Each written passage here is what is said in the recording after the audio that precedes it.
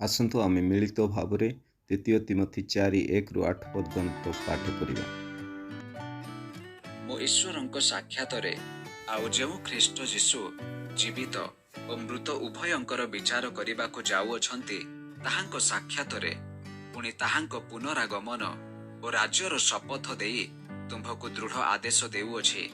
ବାକ୍ୟ ପ୍ରଚାର କର, ସମୟରେ କି ଅସମୟରେ ସେଥିରେ ଉତ୍ସୋଗୀ ହୁଅ, ପୂର୍ଣ୍ଣ ସହିଷ୍ଣୁତା ସହ ଶିକ୍ଷା ଦେଇ ଅନୁଯୋଗ କର, ପୁଣି ଧମକ ଓ ଉତ୍ସାହ ଦାନ କର। କାରଣ ସମୟ ଆସିବ ଯେତେବେଳେ ସେମାନେ ହିତଜନକ ଶିକ୍ଷା ସହିପାରିବେ ନାହିଁ, ମାତ୍ର ଶ୍ରୁତି ମଧୁର କଥାରେ ସନ୍ତୁଷ୍ଟ ହୋଇ ନିଜର ଅଭିଳାଷ ଅନୁସାରେ ନିଜ ନିଜ ନିମନ୍ତେ ଅନେକ ଶିକ୍ଷକଙ୍କୁ ସଂଗ୍ରହ କରିବେ।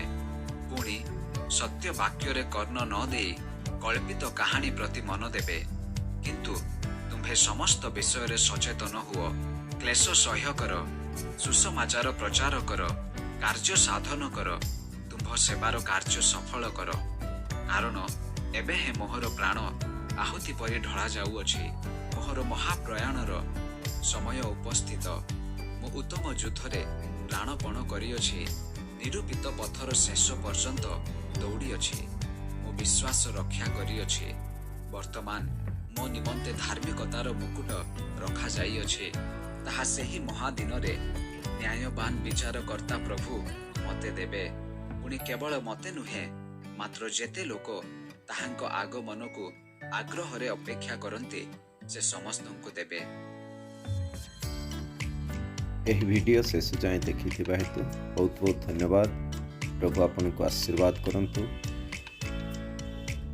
ଦୟାକରି ଏହି ଚ୍ୟାନେଲକୁ ସବସ୍କ୍ରାଇବ୍ କରିବେ, ପୁଣି ଲାଇକ୍ କରି ସେୟାର କରିବେ। ପ୍ରଭୁ ସମସ୍ତଙ୍କୁ ପ୍ରଚୁର ଗୁଣରେ ଆଶୀର୍ବାଦ କରନ୍ତୁ।